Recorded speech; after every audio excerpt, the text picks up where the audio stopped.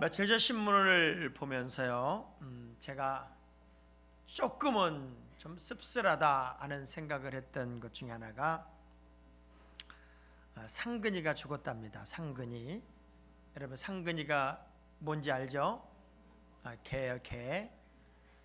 상근이가 죽었는데 기사 제목이 이렇게 났어요. 상근이 사망. 여러분, 개는 사망이라는 단어를 쓰는 게 아니에요. 죽었다고 그러는 거지.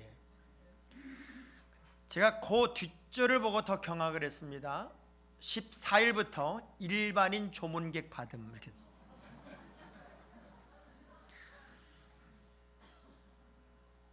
개가 일반인의 조문을 받고 또 한 마리의 개가 죽은 것이 애도의 물결을 탄다. 개도 열렬히 환영받는 시대를 살고 있습니다. 그 기사를 보면서 오늘 우리들의 가치관이 얼마나 혼란스럽고 어느 게 옳은지 어느 게 그른지 어떤 삶의 방향을 찾는다는 게 얼마나 어려운 시대를 살고 있는가를 제가 느껴봤어요.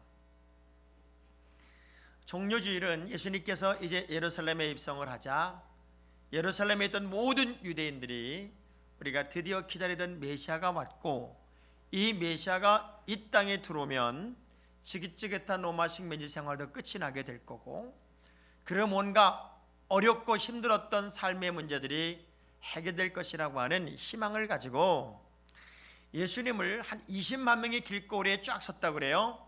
종려나무 가지를 흔들면서 호산나 호산나 다윗의 자손 예수여라고 소리를 지르가며 열광적인 환영을 하는 장면이 바로 종료주일의 장면이었습니다. 개도 환영을 받으니까 예수님 환영받는 거는 어지간하면 요즘 시대는 다 환영받을 수 있을 거예요.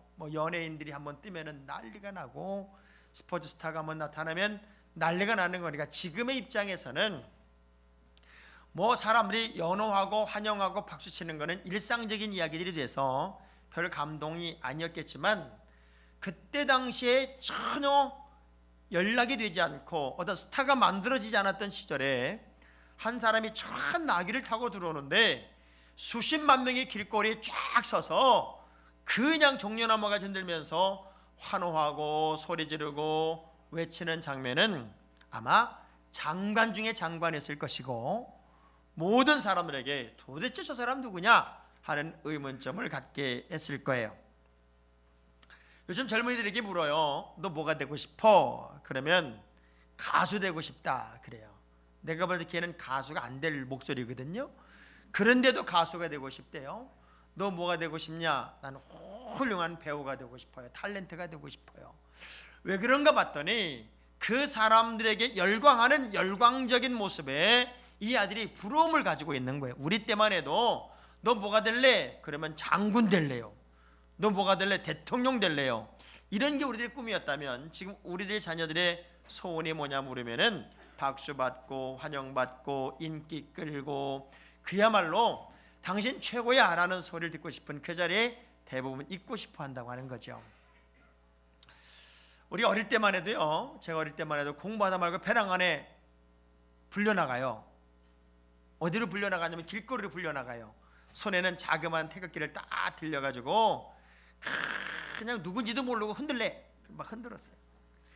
보면은 스포츠 스타들이 여기다 꽃 목걸이를 하고 지나가는가 하면 또 대통령이 지나가기도 하고 유명한 사람이 이제 정치인들이 지나가면 우리는 뭣도 모르고 그냥 괜히 흔드는 거예요. 막 흔들었어요. 바로 그런 것처럼 환영은 목적도 없이 이유도 없이 환영할 수도 있고 어떤 사람들은 정말 목적이 있고 의미가 있이 환영할 수 있다는 거예요. 근데 오늘 예루살렘에 모였던 수많은 사람들의 환영의 의미는 이런 겁니다. 우리의 억울함 좀 해결해 줘라. 우리의 문제 좀 해결해 줘라. 당신이라면 이 모든 문제에서 우리는 좀 일어날 수 있지 않겠느냐. 그러니 좀 당신은 이 문제를 해결해 줘라. 우리의 억울함을 한 방에 좀 끝내줘라. 이런 의미로 영웅, 대단한 한 영웅을 환영하고 있는 거예요. 근데 해석하게도 그들의 바람처럼 예수님이 딱 들어오셔서 영웅의 역할을 안 하세요. 눈물을 흘리며 예루살렘을 바라보고 오시는가 하면, 성전에서 장사하는 사람들이 장사하는 것을 다 둘러엎는가 하면 그들의 죄를 지적하고 혼을 낸단 말이에요. 우리의 문제를 해결해 줄 알았더니 오히려 우리에게 죄를 지적하고 우리의 잘못을 지적하는 그 예수님에 대해서 그들은 싫었어요. 그래서 순간적인 환영이 순간적인 비난으로 바뀌고 순간적인 박수가 순간적인 원망으로 바뀌었던 장면이 바로 종료주일의 장면이 됐더란 말이에요. 자, 왜 그럴까요? 목적이 분명하지 않으면, 우리의 방향이 분명하지 않으면 우리는 박수를 저주로 바꿀 수 있고 환영을 미움으로도 바꿀 수 있더라고요. 그래서 요한계시록 14장 12절의 말씀을 보면 크리스찬의 인내라는 게 뭐냐면 끝까지 믿음을 지키는 거예요. 예수에 대한 믿음을 지키는 거고 끝까지 믿음이 흐트러지지 않는 거거든요. 시작. 성도들의 인내가 여기 있나니 그들은 하나님의 계명과 예수에 대한 믿음을, 자, 우리가 분명히 예수를 알았으면, 예수가 누군지 분명히 알고 그분을 제대로 환영했으면 그렇게 순간적인 환영이 비난으로 가진 않았을 거란 말이에요. 그런데 어떻게 그 열렬한 환영이 비난으로 갈 수 있냐고요? 그 열렬한 환영이 십자가에 못 박으라는 소리로 바뀔 수 있냐고요? 그래서 저는 오늘 종료주일에 우리가 정작 환영해야 할 예수가 누군지를 좀 제대로 찾고 제대로 만나는 그런 시간이 되기를 기대합니다. 히브리서를 보면 크리스찬이 된 사람들이, 특별히 유대교인들 중에서 크리스찬이 된 사람들이 많은 어려움을 겪어요. 그 어려움을 나름대로 이겨보고 견뎌보고 인내하며 지나가는데 그 어려움이 끝이 안 난단 말이에요. 계속적으로 어려움이 계속되니까 어느 순간에는 지치고 탈진해요. 그래서 이제 대충 예수 믿자, 그리고 이제 예배도 좀 대충 하고 점점점 삶에 루즈함이 만들어지려고 할 때 히브리서 기자는 그런 얘기 하잖아요. 당신들보다 더 어려운 환경의 사람들도 끝까지 믿음을 지켰고 보란듯이 역전의 주인공이 되어 거룩한 증인들이 되었다. 그리고 예수 그리스도는 누군지를 다시 한번 알아라. 그래서 정확하게 말씀을 전하고 그들을 일으켜 세웠단 말이에요. 여러분, 살아가다 보면 지칠 수 있고 억울할 수 있고 탈진할 수 있고 나약해질 수 있고, 그렇지만 목적이 분명하고 예수를 제대로 알면 그 예수 그리스도를 제대로 환영할 수 있는 믿음이 여러분에겐 있을 거예요. 자, 그러면 우리가 환영해야 하는 예수는 누구냐? 로마에서 우리를 자유롭게 할, 식민지에서 자유롭게 할 그 정도 수준의 예수가 아니라 우리가 환영할 예수는 구원의 예수의 구원의 예수, 구원의 주님을 환영하라는 거예요. 자, 당시의 사람들이 예수에 대해서 박수를 치고 환호하지만 어떤 이해를 가지고 예수를 환호했냐면 마태복음 21장 11절의 말씀을 보면은 이 사람들이 알고 있는 예수는 선지자예요. 시작. 무리가 이르되 갈릴리 나사렛에서 나온 선지자. 자, 너네 누구를 환영하는 거야? 그랬더니 갈릴리 나사렛에서 나온 선지자 예수를 환영하는 거예요. 이렇게 말했어요.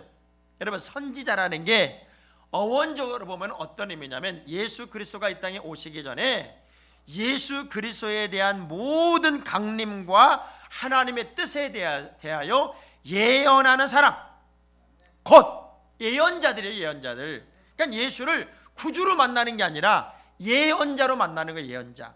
저분이 멋진 말 해주고 멋진 예언해서 우리의 미래가 쫙 열릴 거야. 예언자로 예수를 알고 있었어요. 근데 오늘 우리가 만나는 예수는 예언자 예수가 아니라 구원자 예수예요. 나를 죄에서 건져내시고 죄에서 나를 위해 십자가에 죽으시고 나를 구원하신 구원의 예수. 인간의 방법으로는 도저히 해결할 수 없는 이 구원의 문제를 완벽하게 해결해 주신 그 예수를 우리가 환영하는 거란 말이에요. 그래서 마태복음 1장 21절의 말씀을 보면 예수님이 이 땅에 어떤 의미로 오신 거냐면 시작. 아들을 낳으려니 그 이름을 예수라 하라. 이는 그가 자기 백성을 죄에서, 예수는 자기 백성을 구원할 자예요. 여러분이 예수 그리스도를 나의 주님으로 만났고 믿었다면 그분은 여러분의 구원자가 됐다고요. 모든 죄를 짊어지시고 나를 죄인에서 의인으로 바꿔주시고, 그래서 여러분은 구원의 자녀가 되게 하신 분이 그분이에요.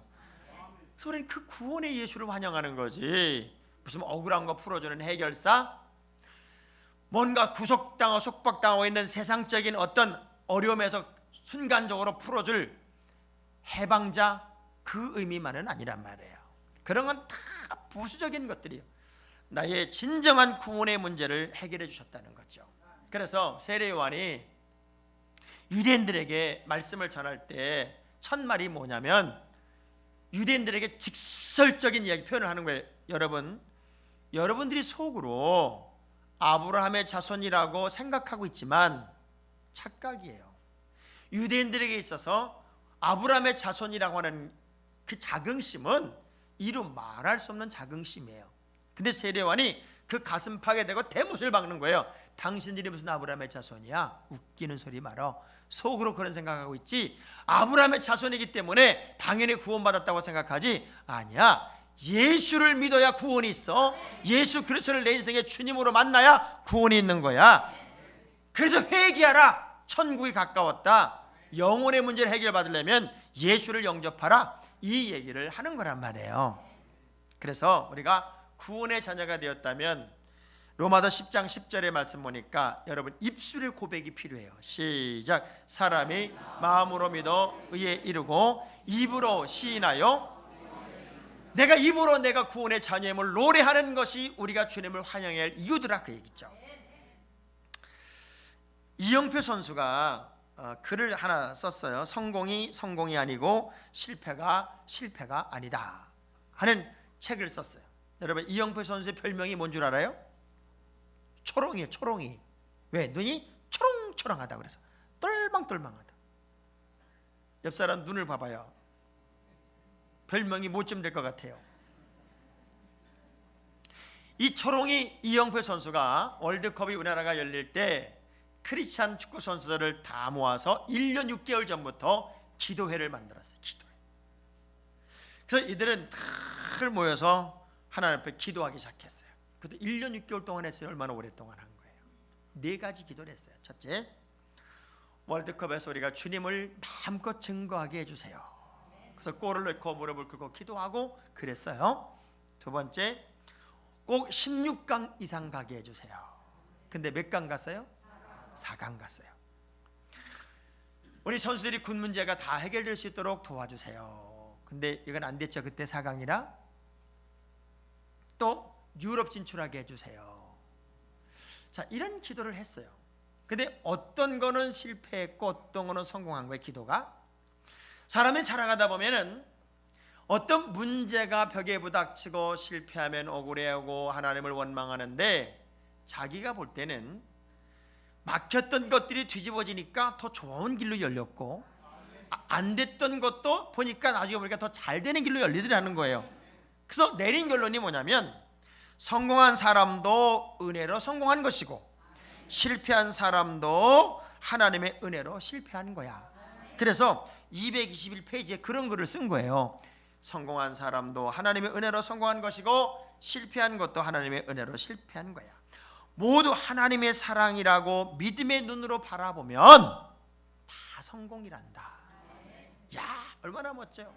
여러분이 진짜 예수를 나의 구세주로 만나고 모든 시야를 주님의 눈으로 구원의 감격을 가지고 세상을 바라보면 여러분은 매 순간이 환호요, 기쁨이요, 감격이요, 감사요, 즐거움이 되어서 마치 종료주일에 그렇게 환호하고 그렇게 박수쳤던 그들의 모습처럼 우리의 신앙생활이 열광적인 신앙생활이 될 거라고요. 사실요, 우리가 구원의 감격을 날마다 누리고 예수가 어떤 분인지를 제대로 알면 여러분처럼 이렇게 인상 쓰고 예수 안 믿을 것 같아. 우리 옆 사람 악수하면서 인상 좀 그만 쓰세요. 인상. 자, 우리 주님이 왜 우리에게 소중한 분이고 그분을 우리가 왜 열렬하게 환영해야 되냐면, 우리 주님은요, 따라합시다. 고치시고 바꾸시는 주님. 예수님의 공생애 동안에 가장 많은 사역 중에 하나가 뭐냐면 치유와 변화였어요.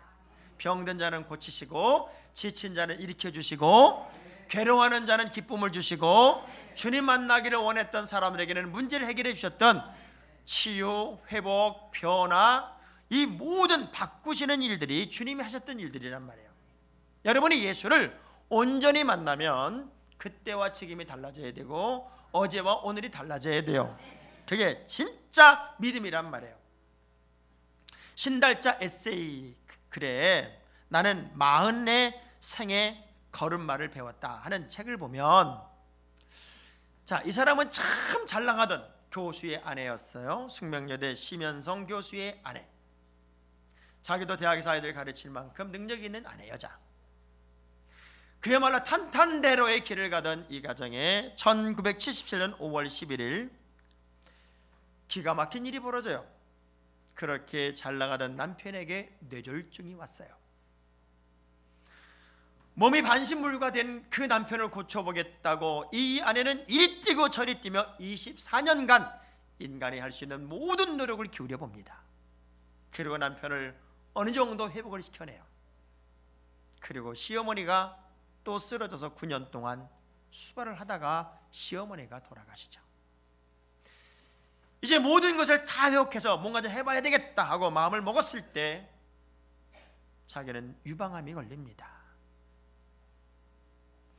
너무 힘들고 너무 억울하고 너무 지쳤을 때 그의 가슴 속에 이게 뭘까? 이렇게 살아야 될까? 그러다가 그 사람이 하나님을 영접하게 돼요.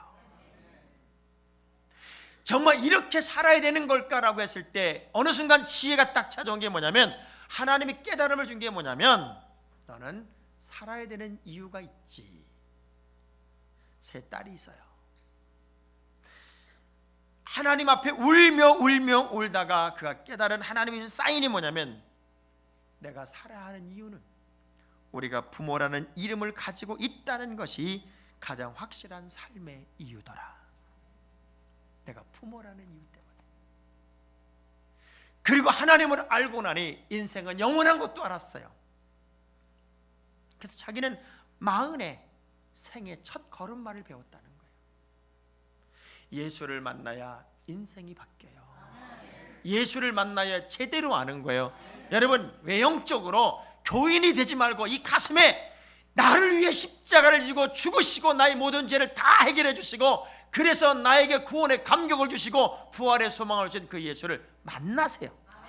교회 다니면서 사람 만나려고 그러지 말고 예수를 만나란 말이에요. 그 예수를 만나면 그분은 나를 바꾸시는 분이고, 그분은 나를 변화시키는 분이고, 그분은 나의 모든 염려, 걱정, 근심까지도 바꾸셔서 나의 생각과 마음도 지키시는 분임을 알게 된다고.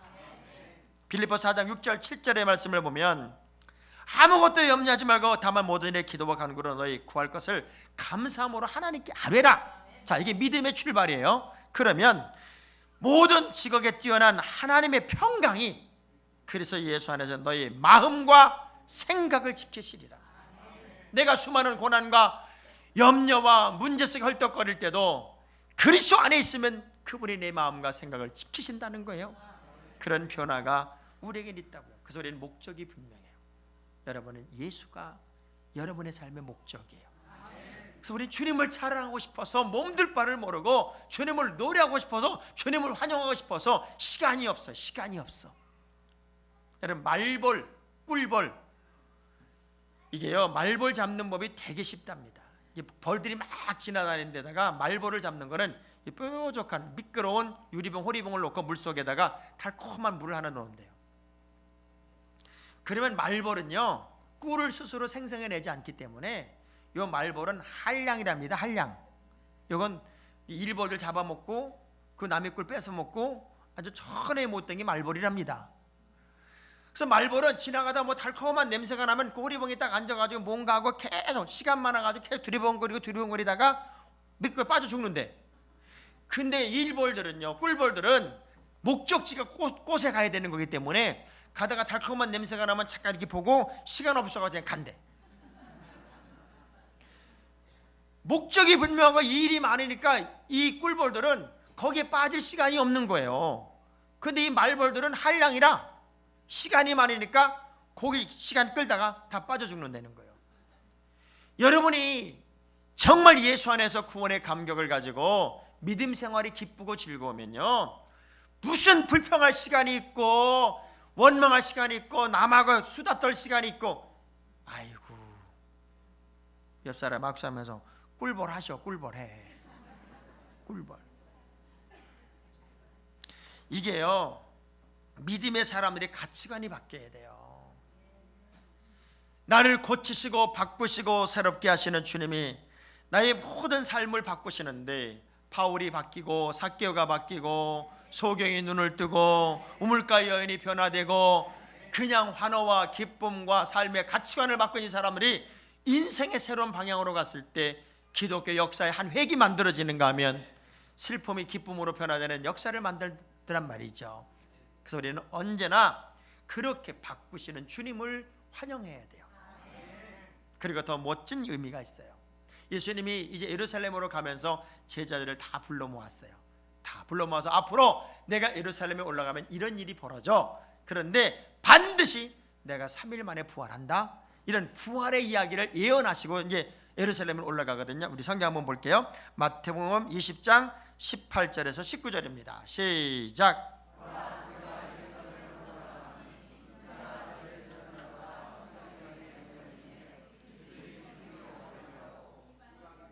자, 계속. 이방인들에게 넘겨주어 그를 조롱하며 채찍질하며 십자가에 못 박게 할 것이나 제3일에, 그게 주님의 예언이었어요. 그러니까 우리가 이 종려주일에 사실은 주님이 십자가를 지지만 우리의 모든 죄를 다 해결해 주시고 사흘 만에 부활하실 것이다, 이 사실을 알고 환영했어야 되는 거거든요. 근데 그들은 그런 의미가 아니에요. 전혀 다른 의미였어요. 우리가 미래를 안다면 사람이 철이 들어요. 전 세계에서 500만 권 이상 읽힌 그 랜시 포시라고 하는 사람이 쓴 마지막 강의라는 책이 있어요. 이 마지막 강의라는 책을 보면 이 사람이 48살의 젊은 과학자예요. 이제 사형 선고를 받아 죽음을 기다리며 이제 마지막 강의를 하는 거예요. 근데 이 사람의 책 중에 정말 가슴을 뭉클하게 하는 게 뭐냐면, 보통 이제 자기 생의 어떤 주기를 아는 사람들은 원망을 하게 돼요. 원망. 왜 나에게 이런 병이 걸렸냐고, 왜 하나님 나에게 이런 병을 줬냐고, 그리고 원망을 하고 원통해 하는데, 이 사람은 자신의 마지막 강의를 준비하면서 제일 마음에 부담이 됐던 게 뭐냐면, 내가 아니라 남아있는 식구들에 대한 부담이 되더래요. 하나님, 아빠 없는 우리 아이들은, 남편 없는 우리 아내는, 그 생각을 하니까 그렇게 마음이 깊어지더라는 거예요. 가만히 생각해 보세요. 이 땅에 남아있는 우리는 어떤 자세와 어떤 태도가 가장 아름다운 삶의 태도일까? 내 생의 마지막을 점검하면서 남아있는 식구들을 향하여 그들의 미래를 어떻게 열어야 갈지를 설명할 수 있다면 얼마나 멋진 삶일까요? 우리 이렇게 말할 거예요. 당신 걱정이나 해, 당신 걱정이나 해. 그럴 텐데 그 사람은 오히려 자신의 생애 마감의 시간에 오히려 남을 걱정하더라. 그게 주님이셨어요. 자신은 다 찢기고 자신은 다 넘어지고 쪼개지고 죽어지지만, 그러나 우리 주님은 내가 다시 부활해서 나를 믿고 나를 따르고, 그리고 나와 함께던 모든 영혼들에게 내가 소망이 될 거야, 희망이 될 거야, 이것이 주님의 마음이었단 말이에요. 그래서 우리는 무엇을 찬양하는 거냐면 부활의 주님을 열광해야 되는 거예요. 여러분, 이번 한 주간 고난 주간을 지나지만 이 고난의 주님의 십자가의 의미를 깊이 깨달으며 우리 내면 속에는 부활의 주님을 대망한단 말이에요. 부활의 주님을 기대한단 말이죠. 크리스찬으로 사는 가장 큰 행복과 기쁨은 부활의 주님을 만났다는 거예요. 이 지구상 어떤 종교에도 없는 부활의 주님을 나는 만났고 그분을 노래하고 살 수 있다는 게 최고의 복이에요. 근데 많은 사람들이 부활을 못 믿겠대요. 고린도전서 15장 12절의 말씀을 보면, 여러분, 부활은 사실이고 사건이에요. 시작.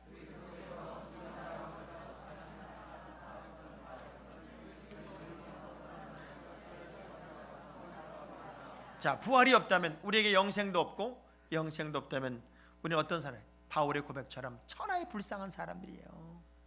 부활의 신앙을 못 믿는다면 이 지구상에 제일 불행하고 불쌍한 사람이 누구냐면 크리스찬이에요. 그 얘기를 바울이 고린도서 15장 19절에 이렇게 얘기를 해요. 시작. 만일 그리스도 안에서 우리의 바라는 것이 다만 이 세상 삶뿐이면 모든 사람 가운데 우리가 더욱, 아이고, 부활의 신앙을 못 믿으면 불쌍한 사람. 옆 사람한테 물어보세요. 불행해요? 물어보세요. 역으로 말하면 우리는 가장 행복한 사람이다, 그 얘기. 왜? 부활의 신앙을 따라가고 있으니까요. 지금 104살인 방지일 목사님이죠. 방지일 목사님이 99세 되던 해에 중앙일보 기자가 질문을 한 거예요. 목사님은 지금 99세가 되었는데 기독교의 핵심 신앙이 뭐라고 생각하십니까? 기독교 신앙의 핵심이 뭐라고 생각하세요? 그랬더니 중앙일보에 이런 얘기를 했어요. 중앙일보 2009년 6월 4일자 기독교 신앙의 핵심은 죄사함일세. 그럼 죄사함은 어떻게 받나요? 신앙을 갖는 거야. 그럼 신앙이 뭔데요? 신앙은 투항일세. 투항이라니요, 내가 가지고 있는 모든 칼과 총을 내려놓고 하나님께 항복하는 것일세. 그러면 무엇이 있는데요? 영생이 있고 부활이 있네. 이게 기독교 신앙의 핵심이다. 여러분, 불쌍한 사람들이 누구냐? 부활을 못 믿는 사람들이고, 부활을 믿는 우리는 제일 영광스러운 사람들이고 제일 신바람 나는 사람들이라는 거예요. 그래서 믿는다는 게 곧 부활의 예수를 믿는 것이고, 우리가 부활의 주님을 그렇게 찬양하고 환영해야 된다는 의미를 가지고 있어요. 손양원 목사님이 우리가 막 어려운 시절에 기사들이 모인 자리, 도봉구 쪽에 있는 기사들이 모인 자리에서 정신교육 좀 시켜달라는 초청을 받고, 이 손양원 목사님이 이제 가서 얘기 좀 하려고, 야, 저도 예비군 훈련 가서 무슨 정신교육 한번 하라 그래서 갔다가 괜히 왔다는 생각이 들더라고요. 왜냐하면 들을 생각들을 안 해. 들을 생각들을 뭐 다 들어놓자고 그냥 앉아있는 거지 들을 생각 안 하더라고. 저는 그래, 참 교회가 좋은 게 한두 사람은 초라도 대부분은 눈 뜨고 있잖아. 근데 예비군 훈련장은 한두 사람 눈 뜨고 있고 대부분이 눈 감고 있단 말이에요. 담배를 피우고 난리가 난 거예요. 손양원 목사님이 도저히 이런 환경에 무슨 정신교육이 뭐가 한마디도 말을 못 하겠더래요. 그래서 자기도 모르게 우리 애국가 한 절만 부릅시다. 그래서 애국가 1절을 불렀대요. 길게 할 것도 없는 거예요. 애국가 1절을 딱 부르고 나서 이랬대요. 여러분, 애국가에는 우리나라를 하나님이 보호하사 우리나라 만세라고 되어 있습니다. 이 나라는 하나님이 보호하는 나라입니다. 그러니 여러분도 하나님을 믿으세요. 예수를 믿으세요. 그랬더니 누가 그러더래요. 예수를 믿는 게 뭐요? 그러더라는 거예요. 그러니까 이 손양원 목사님이 내가 당신에게 질문하는 걸 대답해주면 내가 예수를 믿는 게 뭔지를 설명하겠소. 그러면서 만일 당신에게 누가 시퍼런 칼을 목에다 갖다 대면 당신은 무서울까요? 안 무서울까요? 그랬더니 당연히 무섭죠. 근데 손양원 목사님이 난 안 무섭습니다. 나는 누가 내 목에다 시퍼런 칼을 갖다 대도 저는 잠을 잡니다. 에이, 거짓말, 말도 안 소리 하지 말라고. 정말인지 아닌지 우리 집 어느 동네 앞에 있는 이발소를 가보십시오. 그 이발소 주인한테 물어보라고. 나는 이발소 주인이 내 목에다 시퍼런 칼을 대도 코를 골고 잠을 잔다고. 까르르르 웃었어요. 내가 내 목에 칼이 들어와도 잠을 잘 수 있고 편안한 것은 내가 그 이발사를 믿기 때문이랍니다. 여러분이 예수를 믿으면 어떤 일이 벌어지냐면 이거보다 더 하늘이 주는 평안을 맛봅니다. 왜냐하면 여러분에게는 천국이 있기 때문에 그렇습니다. 영생이 있기 때문에 그렇습니다. 그리고 다 끝냈대요. 여러분, 세상 사람들은 자기 편리를 위해서 열광합니다. 자신의 피를 위해서 열광합니다. 그러나 우리는 구원의 주님과 부활의 주님과 나를 변화시켜 주시는 진짜 예수의 열광할 필요가 있습니다. 예수에 열광하는 사람들, 예수를 열렬히 환영하는 사람들, 그게 사실은 크리스찬입니다. 목표도 목적도 바로 세우지 못하고 엉터리로 예수를 열광하지 말고 진짜 나에게 분명하신 구원의 주님을 열광하는 여러분 모두가 되어서 이제 매일매일이 종려주일처럼 예수를 환영하는 삶이 여러분의 삶이 되기를 주의 이름으로 축원합니다.